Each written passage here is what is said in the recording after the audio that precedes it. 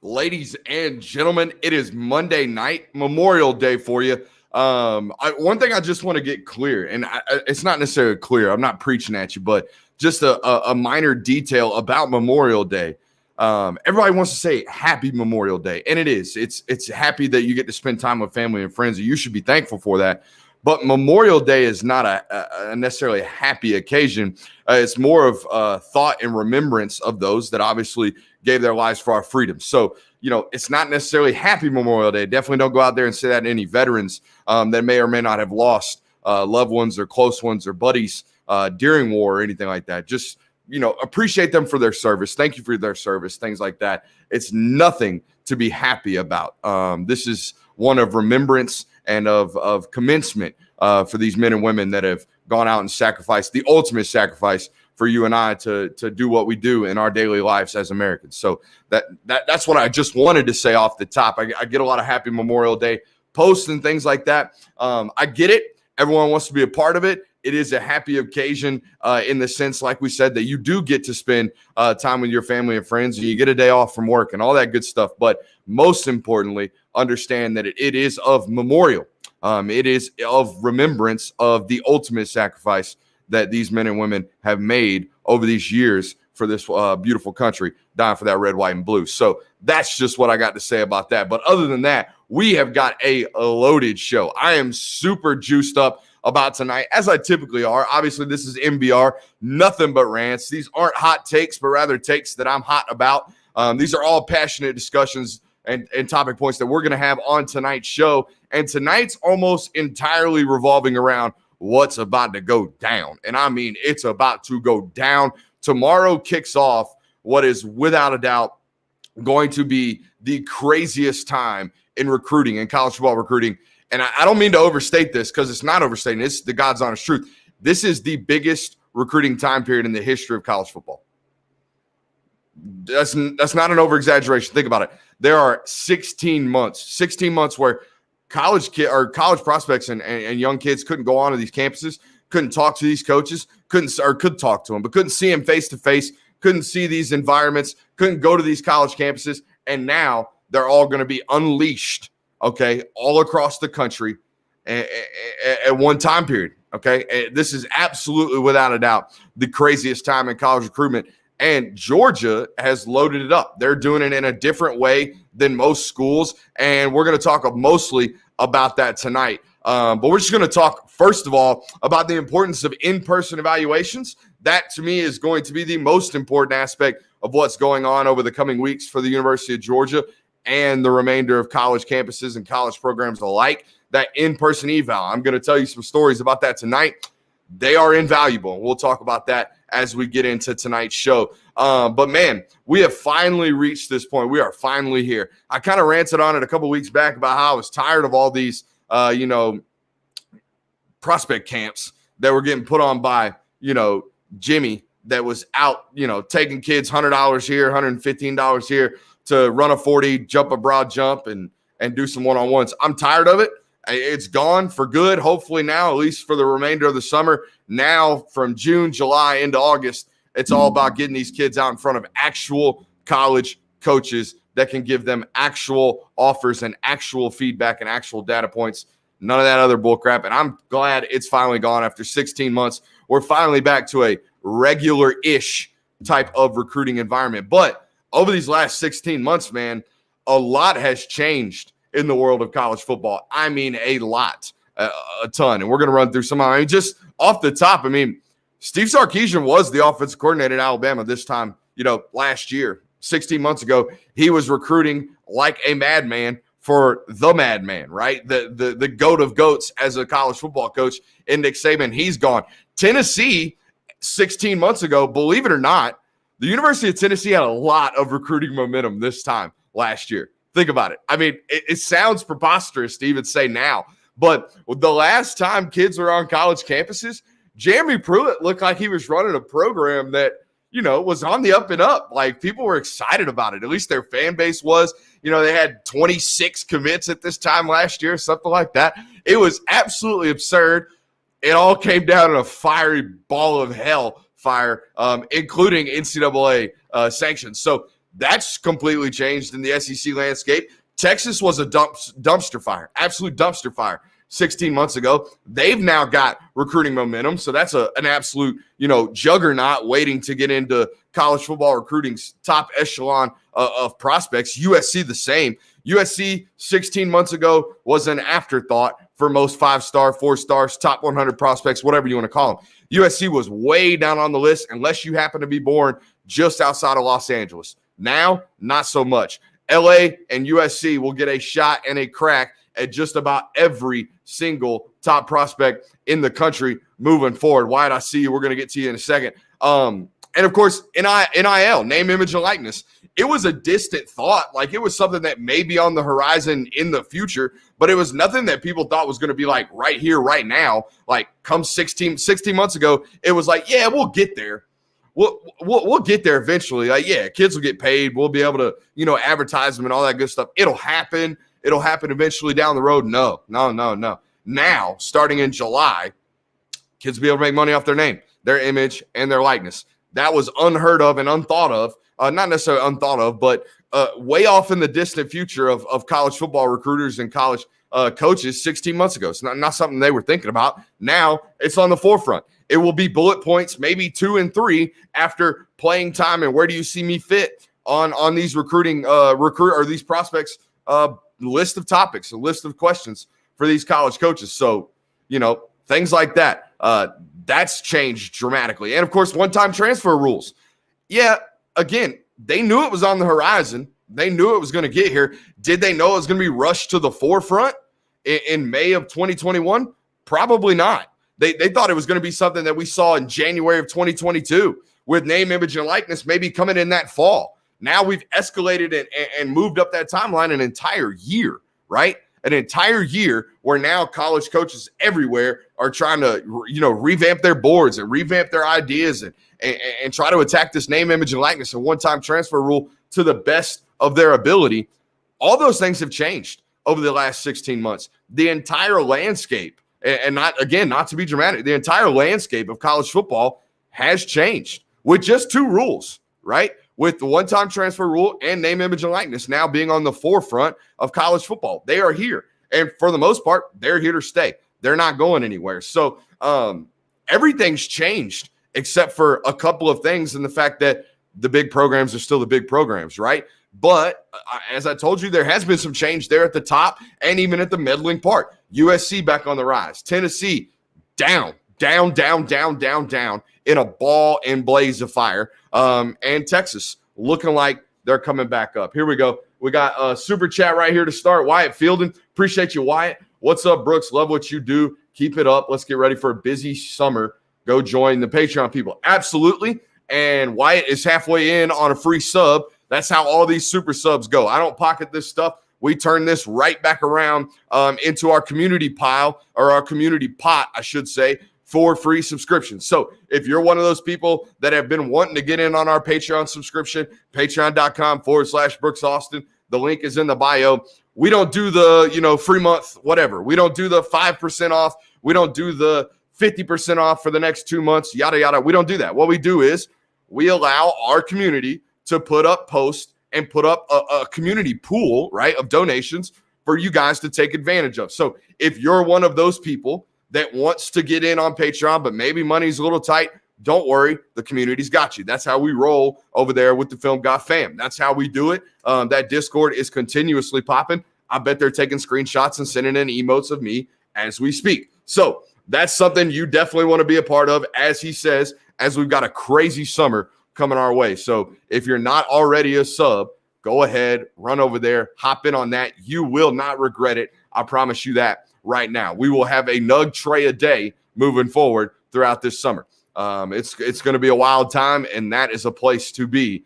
Absolutely. So appreciate you, Wyatt, for being here. As some of the guys are saying, please like and thumbs up this video as we're here. That's how we get up on other people's, feed on YouTube. I will tell you this. I see questions already coming in on this.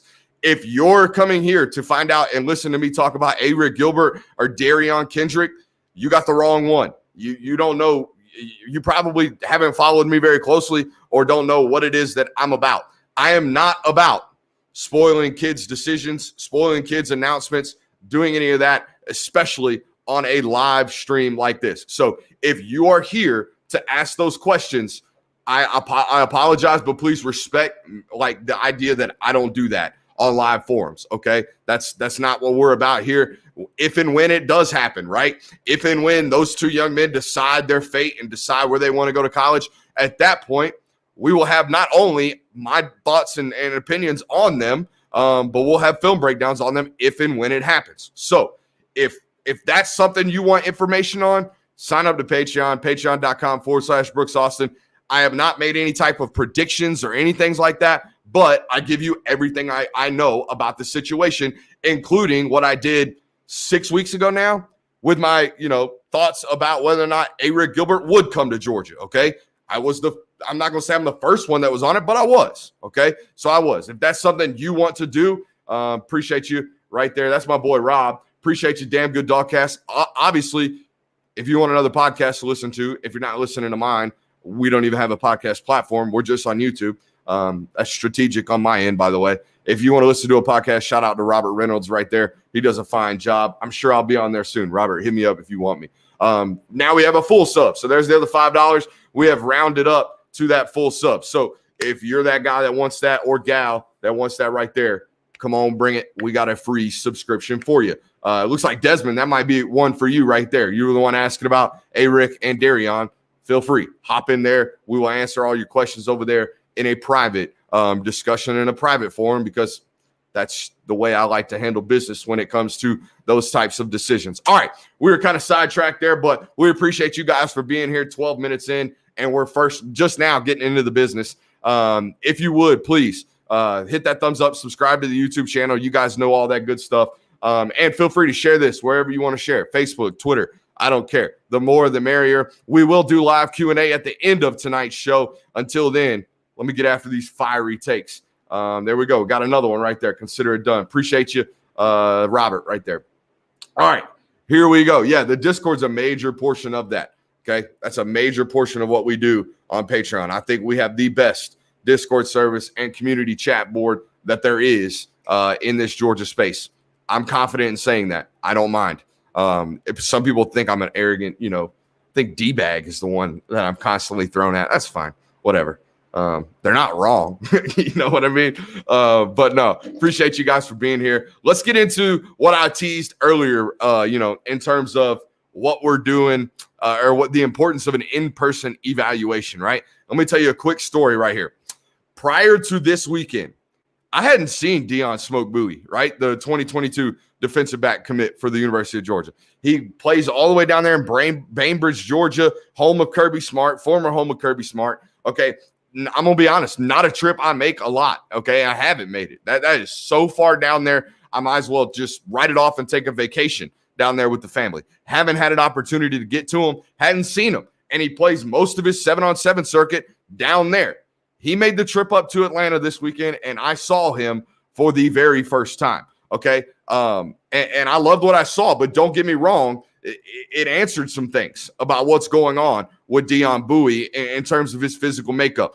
I will tell you, while watching film, I couldn't quite, pin down exactly what position he was going to play at Georgia. I didn't know what they were going to do with him. To me, he seemed closer to 5'10" than he did 6 foot. And honestly, that's not a Georgia corner. Georgia likes these big, long corners, right? These really athletic, lengthy corners. If you're 6 foot tall, you better be able to tie your shoes while standing up and without bending at the hips, like Eric Stokes, right? Tyson Campbell, 6'2", extremely long. Go into that 2022 commits list. Marquise Groves-Killebrew, 6'1.5", extremely long arms, right? Didn't think that that's what Deion Bowie was based off what I saw on film. All I saw on film was an elite athlete that I thought was maybe a little bit undersized. Okay, I thought he was closer to Kadarius Toney in terms of an offensive weapon, a guy that you can just throw the ball to and watch him go crazy. That's what I thought he was closer to. Turns out, nah, he is 100% a Georgia corner. When I got to see him up close and in person, right? Stood next to him, got to see a physical representation of actually what he was, not just watching it on tape. He's all of 6 foot, Okay. And he's much longer than I pictured. And all the athletic intangibles, they matched up, right? I saw the explosion. I saw the athleticism. I saw the ball skills. And I saw the fluidity in his hips as a corner. All those things matched up to what I saw on tape. But the physical profile was much different than what I saw on tape, right? That's why the in-person evaluation is invaluable, okay? It is a portion of the recruiting game that's been sorely missed over the last 16 months. I know of college programs that at like positions like the quarterback position. There's one program here in the state of Georgia that refuses to offer a quarterback until their offensive coordinator can see him in person. No, it's not Georgia. So you can kind of figure out who it is there. They will not. The offensive coordinator is the only person that hands out quarterback offers, and they won't give them to a kid until he sees them in person. So what the hell's that guy been doing the last 16 months? I don't know. Now he's finally got an opportunity, and guess what? He's way behind on the 2022 class, and he missed entirely on the 2021 class, I would presume, unless he saw some kid as a sophomore or a junior before all the COVID restrictions hit. So there are programs that have been drastically impacted by not being able to get this in-person evaluation. Now, the great news for a program like Georgia is they're not going to miss on as many of those 2021 kids as, say, another program might, because Georgia's always done a great job of seeing guys from when they're in like 8th grade. There are a load of 8th graders coming up to campus tomorrow. Why? I don't know. I guess to get in on them early, but Jesus, they offered a 7th grader the other day. Happens to be Keon Saab's relative, but that's a whole nother discussion in terms of what's going on there. But Penn State already offered the kid too. So they're getting in on these kids way earlier than you ever could have imagined. So that's beneficial for Georgia, but now they have the opportunity to actually see these kids in person. And I'm going to tell you what it's going to lead to. It's going to lead to that word processing that everybody talks about. That word processing, it's going to happen. There are going to be current commits at almost every school that you're going to look up after the month of June, and they're no longer going to be a commit. They're no longer going to be a commit. Why? Okay, well, it's going to be, we no longer want this kid because we just now saw him for the first time in 16 months, and maybe his body didn't develop like we thought, or maybe he's just not as good as what the tape says, or maybe he was actually 2 inches shorter than what his high school coach told us, okay? Or maybe he had his feet on, he had his cleats on when they measured him at the camp he was at, and maybe he's not 6'3" as an edge rusher. Maybe he's actually 6'1.5", and maybe he was 275 pounds as an offensive tackle, and now suddenly he's 330 pounds and carrying a whole bunch of bad weight. There are going to be cases like that all up and down rosters everywhere where kids were committed to a certain school, whether it be Georgia, wherever it's at. They were a certain school, and next thing you know, they no longer have a spot, okay? Maybe they no longer have a spot, okay? That's going to happen. And then the other thing that's going to happen in terms of these guys getting processed, which if you've been here before, if you've listened to me talk about this topic, you know how much I hate it.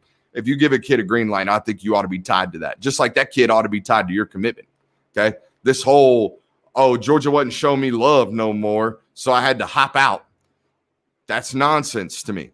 If you give a kid a green light to commit to your school in, say, February of his going into his junior year, then guess what? You kind of got to stick with that one. I'm sorry.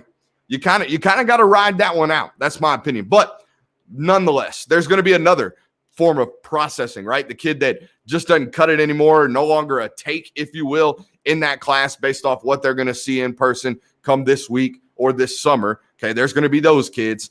And then there's going to be, we got to get rid of this kid because we got to make room for this kid type of processing. That's going to happen. I promise you right now. There are going to be a load of offers that come out from these camps in Athens this week. There are going to be kids like, prime example, Kason Wiseman, quarterback, South Baldwin High School, 2023 quarterback. He's going to throw at Georgia tomorrow or this week. I don't know when he exactly is going to be there, the 1st or the 3rd. He's going to throw. And I would not be surprised if he leaves with an offer from Georgia, okay? They've got a whole bunch of top targets on that 2023 board. They're going to be throwing offers out at these quarterbacks. I promise you, it's going to happen. Okay, so there are going to be a load of new targets and guys that just end up on their board much higher than they ever thought they would be based off what they're going to see this week on campus. Okay, just like kids are getting processed for no longer making the cut, there are going to be kids that get shoved into that committable area and that green light target based off what they're going to do this week at Georgia. I just, it's a matter of fact. It's going to happen. Okay, so track how quickly those offers come out, and there's going to be a lot of them. So just if it's your job to track these things like it is mine, good luck. Okay, drink a lot of coffee. Drink a lot of coffee this week and this month, because according to the people that I've talked to, and Patreon knows this, Patreon folks, they know this, the Film Guy fam over there has already figured this out. There's going to be over 200 kids this week alone at Georgia. This week alone. There's going to be over 200 kids. And we're going to talk about that just here in a little bit. But they're going to offer a lot of them. A lot of them going to leave that program hoisting, a University of Georgia offer. So there's that. And honestly, there's a position group, in my opinion, that the month of June is extremely vital for. Of course, the offensive line group, we've talked about here on this channel before. The offensive line group in 2022 might be the worst in a decade, honestly. And it's no shot to the kids that are on the top end of this class. The top, 10 or 15 guys, they're elite. Don't get me wrong. But there ain't no Jared Wilsons in this class that are just kind of under the radar up there in North Carolina. There ain't none of those, okay? Dylan Fairchild, there ain't even one of those where it's like a middling 4-star that's a really, really good football player that just missed out on that 5-star ring. If Dylan Fairchild were in this 2022 class, he'd probably be a 5-star, okay? He'd probably be an SI 99 All-American candidate. It's that dry. It really is. It is that thin in this 2022 class. So they're going to figure out entirely what they want in this class at offensive line this coming month, in these coming 2 months during camp. That's a position they really got to see these kids on, because as we've talked about here on this channel, there was this thing called a coronavirus pandemic where kids were pretty much trapped inside their house for, depending on where you lived, depending on how serious, we're not going to get into that. You were trapped in your house and unable to get to your facilities, right, for a handful of months. So let me ask you this. As a pretty chubby guy, right, if you trap me in my house, especially at 16, 17 years old, and just let me eat Twinkies and Dum-Dums for 4 months, I'm going to swell up like a tick. I'm going to absolutely swell up like a tick. And I bet some of you people watching this show tonight, y'all swelled up like a tick during coronavirus too, during lockdown. So if it was happening to you, if we look at all the position groups for young athletes, offensive line is going to be impacted more than all of them. And I think that's exactly what happened here. A lot of bad bodies, man. A lot of bad bodies. Everywhere I go for camps, the offensive line group, DBs might look a little thin, right? They don't look as bulked up as they typically do. That's fine. Okay, when those guys aren't active, they just lose weight. When big guys aren't active, they gain weight. There's no going down for those kids. It's only going up. So I think that's a main portion of that. They'll figure out what's going on offensive line-wise in these coming months. But the most important position in terms of in-person evaluations for me, for the University of Georgia, considering the state in which the program is in, is defensive back. It's absolutely defensive back. Georgia already has 3 defensive back commits. You guys know who they are. Marquise Groves-Killebrew, right? Malachi Starks and Deion Smoke Bowie. I'm going to go ahead and tell you, I don't think they lose any of those 3. They won't. I don't think they'll be processing any of those 3 anytime soon. And I don't think any of those 3 are going anywhere anytime soon. Let's lock them down. Let's just go ahead and lock them down to be there on signing day, to be sending in their LOI to the University of Georgia. So that's 3. There's a whole bunch of targets on this board, man. There's a whole bunch of targets on this board. Kamari Wilson, Keon Saab, both the IMG Academy guys. Georgia's got a great shot at both of them. They want them both. They like them a lot. Traquan Fagans, linebacker out of Oxford in Alabama. Dude's a stud, an absolute stud. 6'3" corner, ball skills, elite. He's a bad dude, okay? And I'm biased to these Bama kids because I really do think Bama makes some just hard-nosed, nasty, bad mofo playing football players. They do.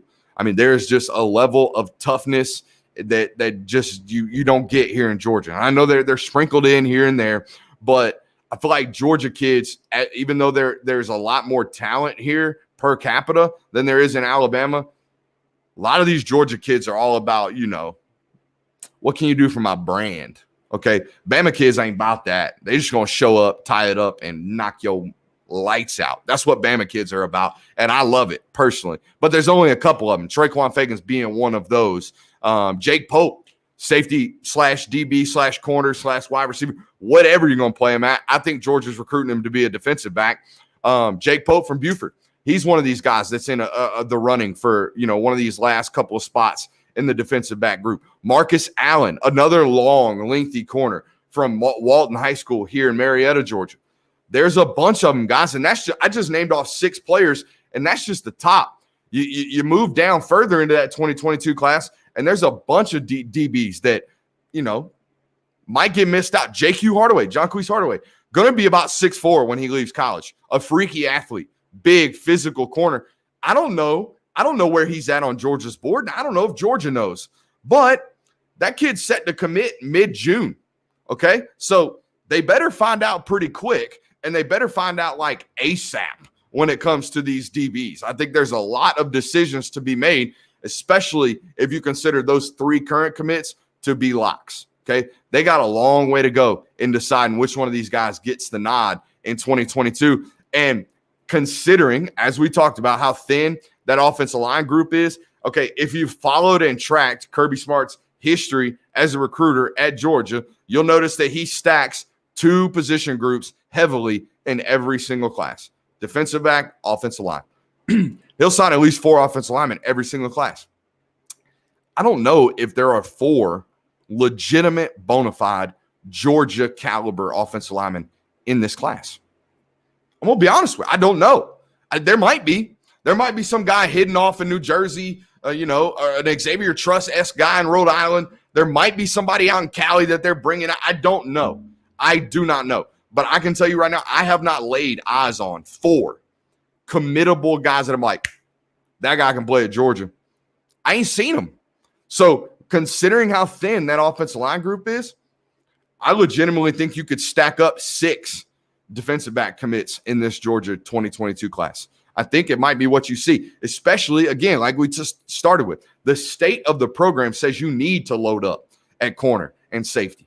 Okay, you're going to need to, considering the attrition that you've had at that corner and safety spot over the last, 8 months, that Georgia's seen a mass exodus at corner and safety. So you're going to take 6, I think, and you've already got 3 of them, and there's at least 7 or 8 guys that are Georgia caliber defensive backs. Okay, they are. I love A.J. Brown. A.J. Brown from Walton, they ain't even sniffing that one. They ain't even around it. They don't even – I honestly don't think they've called him because, he's so far down the board, but he is – in my opinion, he's an SEC guy. He is. In any other recruiting class, that guy would be considered on the borderline of a take. He is not even in close right now. And that's not a testament to him. I love that kid. I love that kid's game. That kid's going to be a baller on the Division I, SEC, ACC level. It ain't Georgia right now. It's guys like Kamari Wilson, Keon Saab, Traquan Fagans, Jake Pope, Marcus Allen, and they're fighting for 3 spots. 3. In my opinion, they're not going to take 7 or 8. They're going to take 6, maybe 5.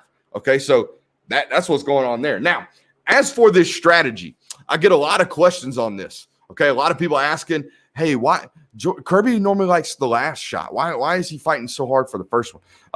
And it's clear. It's clear if you're watching it. Georgia wanted to be first and foremost with these camps and these visits. It's not a matter of who's in town this week. That's a question I'm getting. Oh, who's in town? Everybody.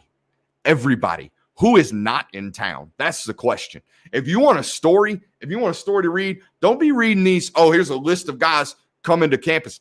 Guys, that list is so damn long, there's no point in even putting out an article for it. I'm telling you, there are 200 at least kids coming to campus this week. If you think I'm going to run down every single one of them kids down to the 8th grade, you're out of your mind. The story that I'm chasing is who are the kids that didn't make it to campus. And I got one of them already. Patreon guys already know that one. There is one major target that's not going to be on campus this week. Why?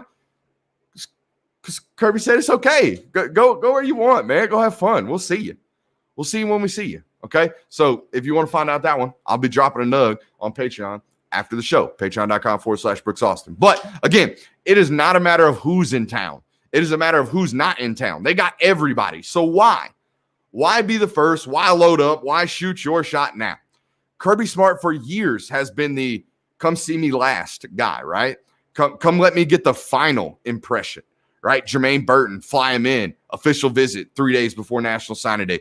Jordan Birch, let's take a last chance ditch effort 2 days before National Signing Day. All these guys, right? And when official visits were available, because they weren't available in 2021, Georgia typically is a let's save the OV for the last week. Let's save a visit for the last week. Let's get them in. Let's swindle them. Let's get the last pitch to these kids. And now suddenly they're first. So why? Why now do they want to be the first one on the board? Why do they want to be the first impression? They want to have the first meeting. Well, I'll tell you, there's two numbers, right? There's two numbers as to why. Answers every bit of your questions as to far as why do they choose to use this strategy. 1, 16, that's a number you need to know, and 80. 16 and 80. Those are the two numbers that you need to know. And I ain't talking about 1980, okay? We talking about 16, as in 16 months. 16 months. The longest drought on college visits in the history of recruiting. Again, that's no hyperbole. That is fact. That is fact. That's the absolute truth. So Kirby Smart and his staff figured, why not be first? These kids ain't been on campus in 16 months. They ain't seen my beautiful face in 16 months. Let's be first, okay? Maybe a kid that you thought you might have been locked out on, right? Maybe a kid that's committed to Oklahoma or committed to LSU or committed to Alabama. Maybe one of these kids that's been committed to those schools. Maybe after 16 months ain't been on a visit. He comes to Georgia and absolutely is blown away and falls in love. Maybe that's possible. I guarantee there's going to be a couple of those cases. Kirby is flip master. He is flip king. If you think in this class he ain't going to flip some guys, I got another thing for you. It's going to happen. It's going to happen left and right. There's going to be some flips, okay? And Kirby, the king of flips, as I just told you, that's going to happen, okay? So 16 months, that's the number. 80, as in $80 million. $80 million.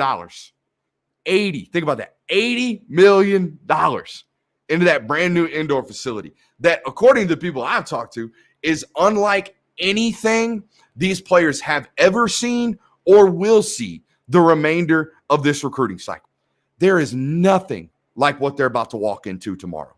Absolutely nothing. Spaceship is the term that I keep hearing. It's like a spaceship. Where do you see the locker room, Brooks? Where do you see this? Where do you see that? We got a freaking barber shop in our new facility, says source. Okay. There are all kinds of amenities inside this new facility that are going to blow these kids' mind. Okay. And that's why Georgia wanted the first crack at all of this, because those kids are going to, take photos in the fancy jerseys that, they allow them to take photos in. They're going to walk through the Sanford Stadium. They're going to walk through the game day locker room. And then to close the visit, they're going to walk into that new indoor facility, and the lights are going to be on and the music's going to be blaring. Snoop Dogg might be there. Quavo, right? Drake might be flying it. These are all jokes, but you get what I'm saying, right? They are going to load up on a facility that is unprecedented in college right now. Clemson can have their little slide in their indoor facility. Okay, they can have it. Georgia's got a brand new spaceship that they're opening up tomorrow. Nobody's seen it. Nobody, except for the people inside that facility and inside that program and those players. And now you're going to walk a very, very impressionable 16, 17, 18-year-old into that facility and say, hey, this is what y'all could have. This is what it could be like, right? It's going to be wild. And that's why, in my opinion, that they're doing this. And additionally, right, I don't know if you've looked at the schedule this year for Georgia, but there ain't no 2019 Notre Dame on that schedule. There ain't. I'm telling you, there is not a single game that a high school recruit's like, yeah, that's going to be a banger. Let's go to that one. Okay, listen to these. You got UAB at home, 60-point win, going to be over by halftime. Stadium's going to be empty by halftime. South Carolina, yeah, okay, yeah, maybe that's a close one. But if it is, that's a bad look. Honestly, if that game's close, you better hope there's not talent in the stands in terms of official visits, okay? Arkansas, love Sam Pittman, great coach, did a good job last year. Okay. What, 3 touchdown win? 4, maybe 4, just like it was last year. Okay, there we go. Kentucky, oof, what a barn burner that one's going to be. All right, they're going to run the ball 40 times. Kentucky is. They are going to hold the ball and hope Georgia doesn't score. That's what's going to happen. It's going to be a miserable game to watch. I'm going to be honest with you. Missouri, I'll be having a drink, and it ain't Eli Drinkowitz. You know what I'm saying? Like, Missouri. Okay, and then you close the season with Charleston Southern.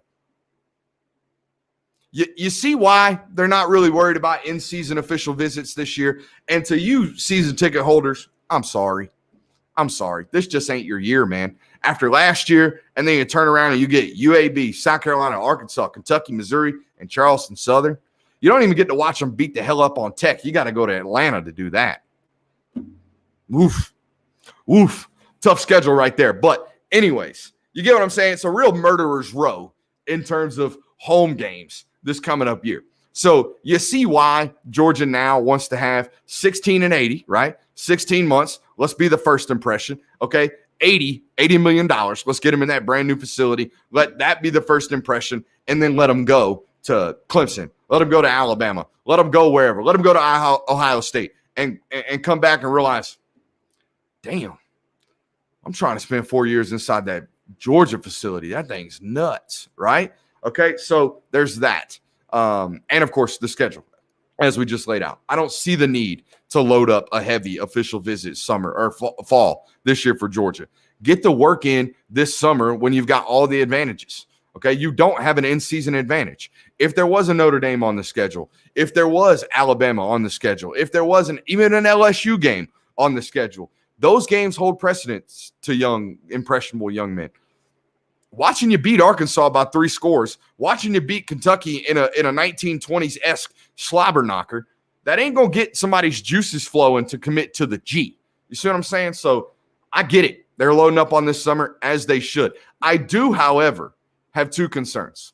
I have 2 concerns about this strategy. The second one being the most important of my concerns. But first of all, what if they do shoot their shot just a bit too soon? See what I'm saying? What if they get these guys? Some of these guys' official visits already happening, right? Some of these guys are taking their official visits, and they won't be back on Georgia's campus unless they choose to do so themselves, which, despite how porous that home schedule is, you ever tried to get a hotel in Athens on any game day? Have you?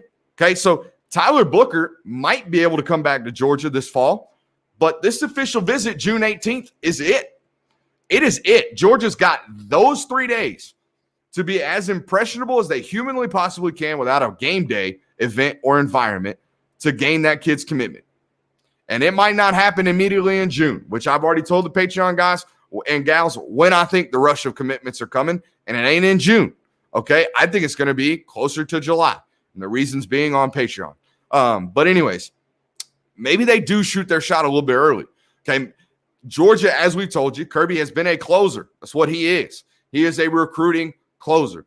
Well, now he's kind of trying to be a starter. He's trying to come out and get a 6-7 run lead and see if he can hold it off for 6 months. It's a bold strategy, Cotton. We'll see if it pays off for him. I mean, I don't know. I don't know if it's going to be possible for him to just rush it up and have a full class, whether it be silence or public commitments, by the end of August. Is it possible? Yes. Can anybody do it named Kirby Smart? 100%. I believe that he could do it. But what you're going to have is you're going to have guys taking official visits to USC in the fall. You're going to have guys taking official visits to Alabama in the fall, Ohio State, Clemson. It's going to happen. And hopefully, or, you're hopeful if you're Georgia that they don't get swindled out in those situations. Okay? Because you are going to be trying to play defense instead of trying to play catch up. which one's more, advantageous for recruiting? I don't know. We're going to see. It's been working out fairly well for Georgia in terms of being a closer in the last handful of cycles. This year, they're trying to open up with a 7-8 run lead. We'll see if they hold it off. That bullpen's going to have to be good. Okay, that bullpen's going to have to be real, real good because there's some heavy hitters that aren't necessarily blowing it up and blowing it out of the water like Georgia is, okay? So we'll have to pay close attention to that moving closer into the season. And my last point of concern that kind of I would be nervous if I were a Georgia fan, and it's probably not something that you've thought about, but there are so many kids coming to campus tomorrow and this week. So many. I mean, as we told you, it's not a matter of who is on campus. It's a matter of who is not on campus, who is not out there competing and camping. Okay, they're inviting 8th graders up to campus and on official visits or on unofficial visits, right? They're bringing kids that aren't even going to make a college decision for 3 or 4 years. And I'm going to tell you what's going to happen. There's going to be some hurt feelings. There are. Every single recruitment class, there is an in-state kid that leaves the University of Georgia and says, they don't love me. I ain't coming back. Every year. And it's not Georgia's fault. Well, it kind of is because you load up so many kids. There are so many prospects going to be on campus this week that there's no humanly possible way for every single kid to get the love and the attention that they think they're about to get. Every single one of these kids going to campus tomorrow thinks they're about to get a one-on-one with Kirby Smart. And I'm telling you, it ain't happening. It ain't happening. So which one of those kids is going to be Nate Wiggins? Nate Wiggins is now at Clemson, okay? My number one corner in the university or in the state of Georgia in the class of 2021. He's probably going to start for Clemson to open the season. Georgia was nowhere near in the running for that one. Why? Because there was a junior day where he went up there and didn't feel the love. Nobody came over to him. Nobody gave him, massive amounts of attention. And he remembered that. He remembered that when Georgia called him in September of his senior year saying, hey, man, we really love you. Is there any chance we can get you on campus? Nah, man, I'm good. I'm good. Thank you, but no thank you. That's going to happen. I'm telling you right now, it's going to happen. So it may not impact the 2022 class because I guarantee you every single top target that Georgia wants, Kirby's going to be spending some time with him. Kirby's going to be showing some love with him. If he's a defensive player, Dan Lanning and Glenn Schumann will give him the rub, okay? It's going to happen. But what's not going to happen is the 9th grader that might have a chance to become one of the nation's top 25 players in a couple of years, maybe that guy doesn't feel the love. And that one's going to come back to bite you because he might go to FSU and feel all the love in the world. Or he might go to Clemson and have Dabo Swinney sit down with him at lunch. And he might go to Alabama and have Nick Saban walk over to him. It might happen. And then guess what? You're locked out of that one. That one's done. So what I would have probably done is what I thought they were going to do. When all the rumors started about June 1st coming around, I figured Georgia was going to take their top targets and extend an invite to them, say, hey, come to campus, and then load them all up. What I didn't expect to see is the night before June 1st opens up to see 8th graders saying they were going to take a visit to Georgia tomorrow. I didn't expect to see that. I really didn't. I didn't expect to hear people tell me, sources tell me, 200 plus kids in the first week. I didn't expect that. I did expect there to be a mass movement in terms of people coming in to campus. 100%.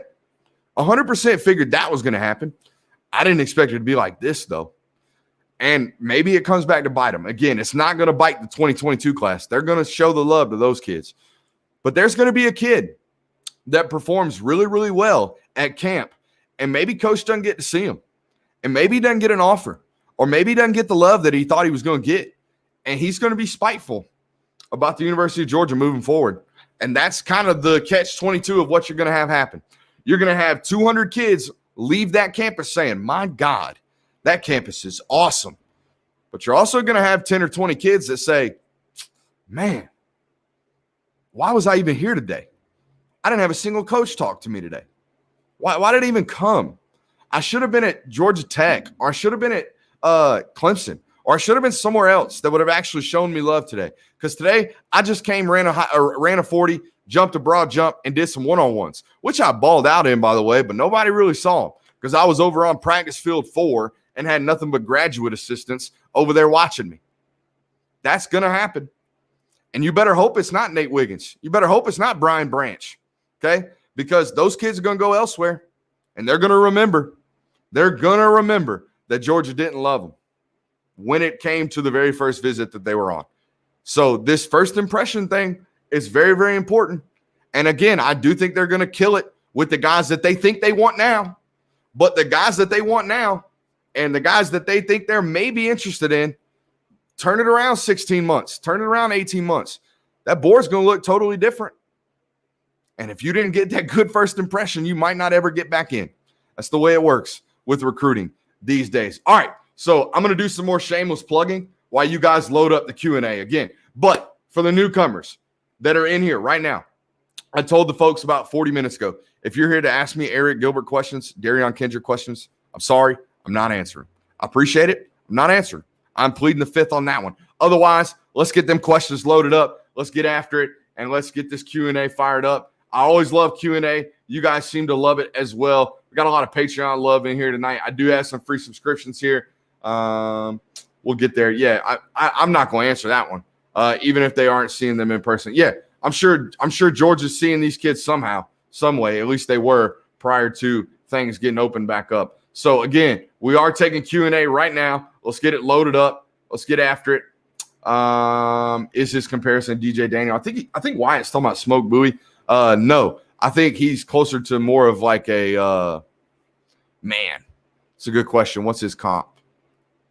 Get back to me. But DJ's much thinner and longer and only about 5'10". So that's a little bit different in terms of Dion Bowie. Let's get into our next one. I think we had some more Wyatt coming back with it. Where do you want to see Kirby improve in recruiting? Man, how do you improve on 1 to 3? I mean, he's number 1 to number 3 every single year. I don't think there's that much improvement to be made in terms of recruiting. I do think he could. I mean, what am I going to sit here and talk about? I don't know what he knows, guys. I'm arrogant about what I know. Arrogance, the right word. Confidence, the one I like to use. Arrogance, the one most people end up running with. I guess it's my delivery or how I'm going about doing things. Sorry, but I'm very confident about my opinions, how I would go about running a program, how I would coach a program, how I would do certain things.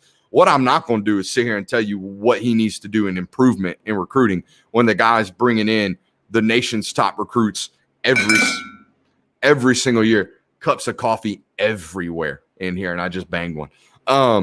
But I don't know. I don't know what he should do in terms of recruiting and how he even improves upon what he's got. I think he's got a pretty good thing going on right now.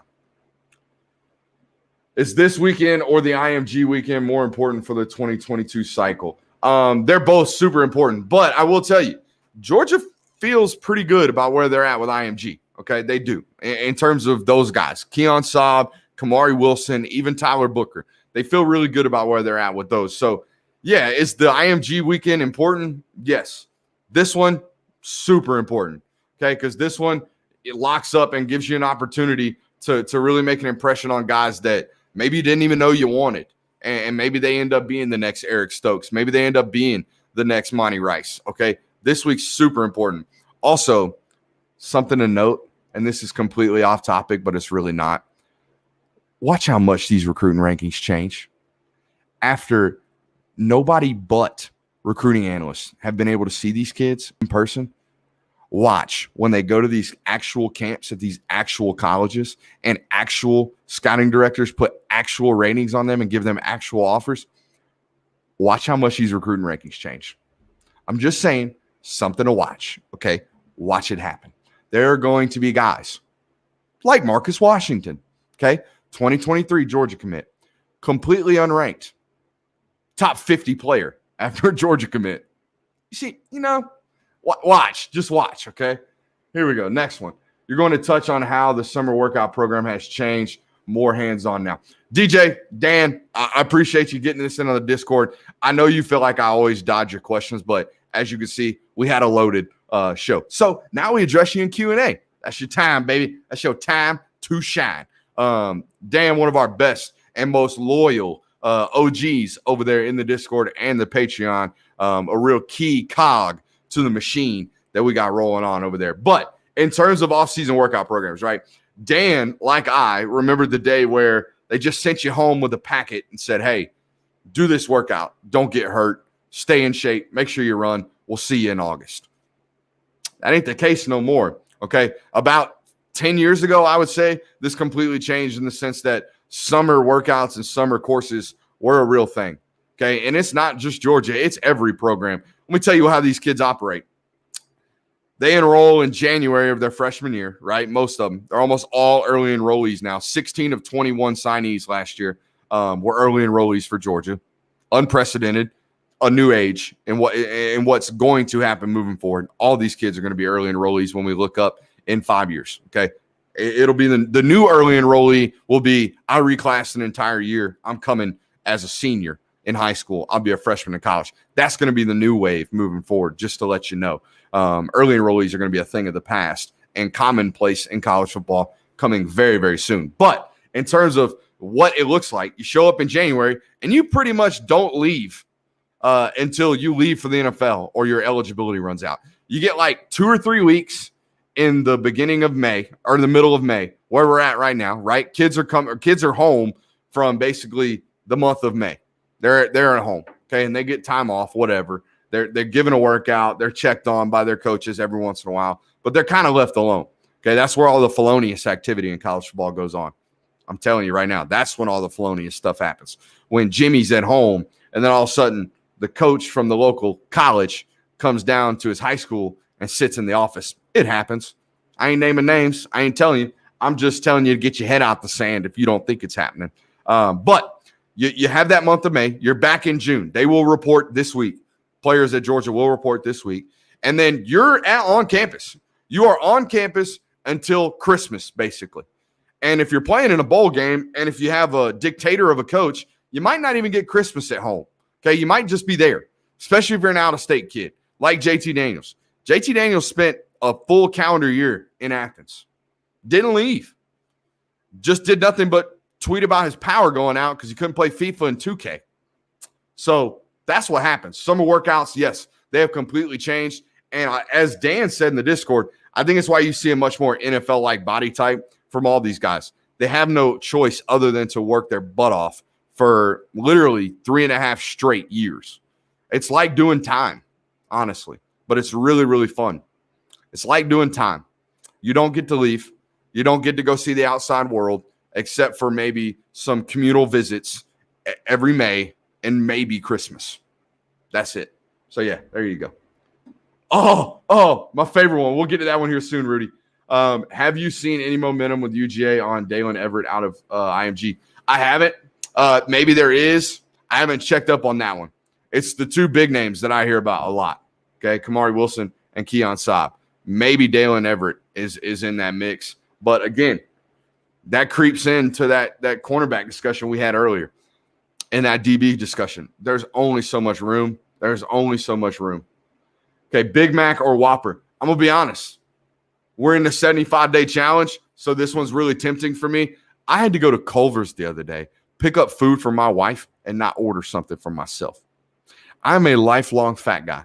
I am the OG of fat kids, okay? I was fat the moment I came out, and I couldn't order Culver's the other day because we're in the midst of this damn challenge with the Discord folks.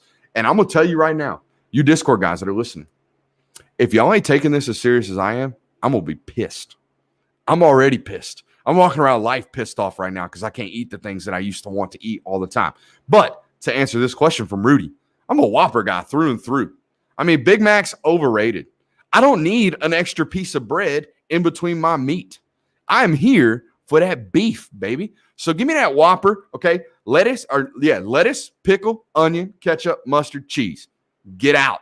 Cut it in half, okay? That's another pro tip from a fat guy. If you go to BK, that's what us OGs call it. If you go to BK, all right, have it your way, get that Whopper and ask them to cut it in half for you.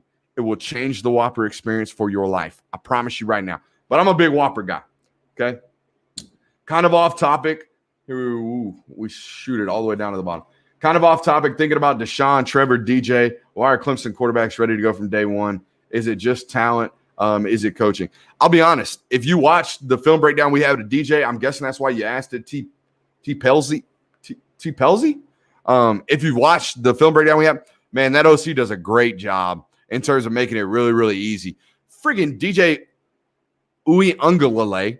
DJ Uiagalelei threw for almost 444 yards, I think it was, against Notre Dame in that first matchup, his first road start, and about 200 of those were legitimate screen passes, bubble screens, speed outs, basically extensions of the run game, where guys like Travis Etienne were just running for 60 yards after the catch. That's why you see young quarterbacks have success early on and what they're going with. And obviously, yes, they're immensely talented. But if you remember, they weren't walking in day one starters, right? I can't quite remember the case with Deshaun, but I'm pretty sure he sat behind, was it EJ Manuel? Not EJ Manuel. Is it EJ Manuel? Number 10, Taj Boyd. Pretty sure Deshaun Watson sat behind Taj Boyd for a little bit of time. Trevor Lawrence sat behind, ended up going to Missouri. Sat behind him for a little while. Kelly Bryant, before he took that job over. DJ obviously sat behind Trevor, got to learn for a year. So they're not so much thrown to the fire as much as you think they are. Who is the one DB that you want Georgia to bring in for one of those 5 spots? Traquan Fagans. I already talked about it. Traquan Fagans is a freaking dude, man. He is an absolute dude. And if they let him go somewhere else, I promise you, they'll regret that one. How many backs do you think we take in the 2020? Once you get Branson Robinson, if and when you get Branson Robinson, which it looks like you're going to eventually, it's done. You got Jordan James and Branson Robinson. You shut it down at that point. You don't recruit another one. And if you do, it's because you processed one of them, and it ain't going to be Branson. Okay? Chimichangas and margaritas from Aquilinda or sushi and sake from – you asked this question like I'm born and bred Athens guy. I'm not. So – I'm going to go with the Mexican food and the margaritas over the sushi and sake. Never been a sake guy either. Sue me. But, yeah, he asked that question like I was an Athens guy. I'm not. I'm just a guy who gets covered or gets paid to cover things that go on in Athens, and I'm very thankful for it. It gives me an opportunity to meet great people like you guys. So, yeah, not me. I'm the wrong one to ask there.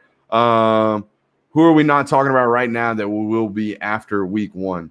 Are we talking about week one in terms of this recruiting stuff or week one in terms of Clemson? I think we're talking about week one in terms of Clemson. Let's think about this. I don't think a lot of people are talking about the offense is pretty well covered, right? I mean, offense sells. One of my competitors doesn't go a day without writing a JT Daniels article, and for good reason. I get it. Dude pushes clicks. Dude sells. So I understand that. The offense is well talked about. I mean, hell, there's people out here. I mean, even ESPN's out here talking about Adonai Mitchell.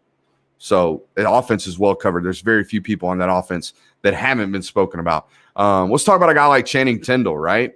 I do think going into Clemson, you're going to see Nakobe Dean and Quay Walker starting, right? But if you watch Georgia progress as a defense over the last couple of years, you've noticed that they're a 3-linebacker system nowadays. They play and start 2 at all times, and then that third one comes in by their second or third series, and they'll rotate him. Channing Tindall is a guy that we don't talk about very much. There's going to be some people mentioning Ryan Davis. Maybe. I think Smile Mondon gets on that field a lot more often than Ryan Davis does this year, honestly, in my opinion. I think Ryan Davis is a very, very good football player. Smile Mondon is built different, as the kids say nowadays. So that would be a guy that I would be thinking about. Yeah, shout out to Rudy right here. Don't forget to hit that thumbs up button. We appreciate you guys. Can Clemson O-line handle our D-line? LOL. I talked about this in the Discord. I spent about an hour and a half last night watching Clemson's All-22 tape against Notre Dame. That ain't the question you need to be asking. I'm telling you. Reverse. I will have a more serious breakdown on this. But if I'm Matt Luke, I can't sleep at night. I'm telling you, I cannot sleep at night imagining what my offensive line is going to see week one against Clemson. That is the baddest group of dudes and young dudes that there is in college football. And I know that all you guys watching this right now are big-time Georgia fans. I understand that. But if I'm going to be real with you, that Clemson front seven, that's nuts. That's absolutely bonkers. And every single one of those guys can win their one-on-one in pass rush. They absolutely can. And Georgia's got questions offensive line-wise going into that. So that would be the question I'd be worried about. And I'll show you exactly why coming up soon over on Patreon and maybe on YouTube, depending on how much I feel like giving away for free for you guys. All right, let's see here. I would appreciate you guys if y'all put questions on your questions so I can actually hit them. There's a lot going on in here. Kind of off topic, but do you think DJ comes in similar to Lewis C? That's actually, you're talking about David Daniel, not DJ Daniel. I would assume here, Schleimball. Yes, that's actually the guy that I've been heard that they compare him to. He's a mini Lewis. So, yeah, that's what it's going to be. Can you do film study on former UGA players in the NFL? I have. You guys didn't like it very much. I did the rookie evals. I went through Andrew Thomas, DeAndre Swift last year, Saul McKinley. We're really the only ones that played a whole bunch last year. I went through all of them. I think it was one of our most poorly viewed film sessions that we've had. I respond to how you guys respond to the content, if that makes sense. And if you ain't loving it, then I ain't going to waste my time because it takes a lot of time to do these things, man. A lot of times to do these films, a lot of time to do these film sessions. But I'll do it. I see some guys saying you love it. If you love it, we'll break it down. True or false, have you cheated at all during the 75-day challenge? And true, but it's something that I've admitted to. I had a margarita at dinner when the wife and I went to Pure down in downtown Woodstock the other day. Guilty. My meal was pretty clean, and when I got home, I ran 4.5 miles.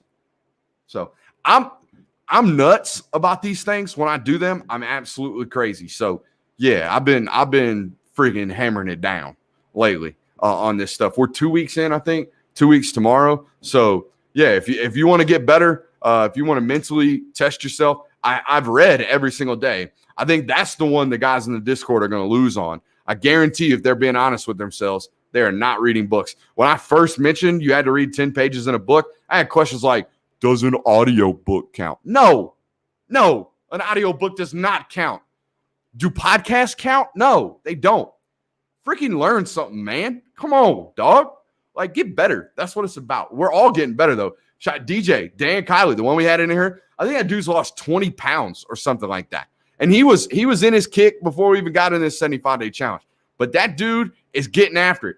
Jake from State Farm, BT Gunter in that Discord. Those dudes are absolutely grinding right now, and I appreciate it, man. All those guys in that self-care Discord we got. We also do Feel Good Friday, which is honestly, and I know we're veering off here, but I'm gonna sell my community right quick, our community. I have never been more proud of what I see on of any of my content, any of my media aspirations, anything that I've done so far than what I see in that self-care Discord chat every single Friday. We do something called Feel Good Friday. And this is something Jeremiah Calloway presented to the group, and I love him for it because it's really been an eye-opener for all of us and an opportunity for us to talk. I'm not here to get emotional, but you know that as men, the men watching this, we don't like to talk about our feelings very much. We really don't. And we're not in there, lovey-dovey, loving on each other. That's not what we're doing. We're talking mental health every single Friday. And it's very, very important because, again, men don't talk about these things. So we talk about where we're at mentally with our workspace, like how we feel on a scale of 1 to 10 about where we're at with work. We put a rating on it, and then we talk about it, right? We go through how we're feeling and why we're feeling physically and mentally. We go through all those things. Every single Friday is everyone's opportunity to come in there and express their thoughts about how their week was, essentially, and where they're at. And I think it's really helped some people in that Discord, some of which have reached out to me, and I've reached out to them. So that community is not just about Georgia football. In fact, we probably talk about Georgia football. It's the center point of why everyone's there. But man, I think that's a real family that's developed over there, and that's a testament to you guys and guys like Jeremiah and guys like Dan and guys like Harrison right here who's asking this question. It's a testament to you guys, and it's something that I'm extremely, extremely proud about. All right. Not very many questions left. We're already at an hour and 5. Last one here for the night. Appreciate you guys. Is there any reason why we are really worried about the O-line this year? I just see all the talent they bring in the past 3 to 4 years. I keep seeing us have so many questions. You don't have a left tackle. There you go. You've recruited some really good ones. You don't have one. You don't know who your left tackle is, which means you don't know who your left guard is, which means you don't know who your right guard is right now. There's your answer. And it's not me just being rude. Yeah, you guys know by now, I don't care how highly rated you were out of high school. I don't care. What I care about is what you put on tape during practice and on game days. That's the only thing that matters. And right now, there are some major questions, offensive line-wise. Things that, you can probably hide up with a good passing game, a good quick game, a good set of running backs that can make people miss and take advantage of opportunities. Yeah, you can make all those things happen, but Brian Brzee, Miles Murphy, Tyler Davis, I think that's his name, 13, big stumpy boy up in there. Those dudes are freaks, man. And if you can't win, you're one-on-one. You're going to have a long night. It's going to be over and over and over again. So, yeah, I have my questions, but I hold that offensive line to a really, really, really high standard, because, as you mentioned, I don't believe in rankings, but I believe in the prospects that they've recruited. I think they've recruited some really, really great offensive linemen, some of which haven't panned out. That's not on them. It is what it is. Sometimes guys don't match up to what you thought they were going to be coming out of high school. I think they'll be fine. Midway through the season, they're going to be solid. They might even be a strong point of the offense, honestly, midway through the season, because it's going to take some time to build up some in-game continuity, okay? That Arkansas matchup from last year is a prime example. They went out there starting Owen Condon at right tackle. He didn't play another snap, hardly. Another meaningful snap after that game. So that tells you that whatever you see in practice, it means something, but it don't mean a hill of beans if you can't perform on Saturday.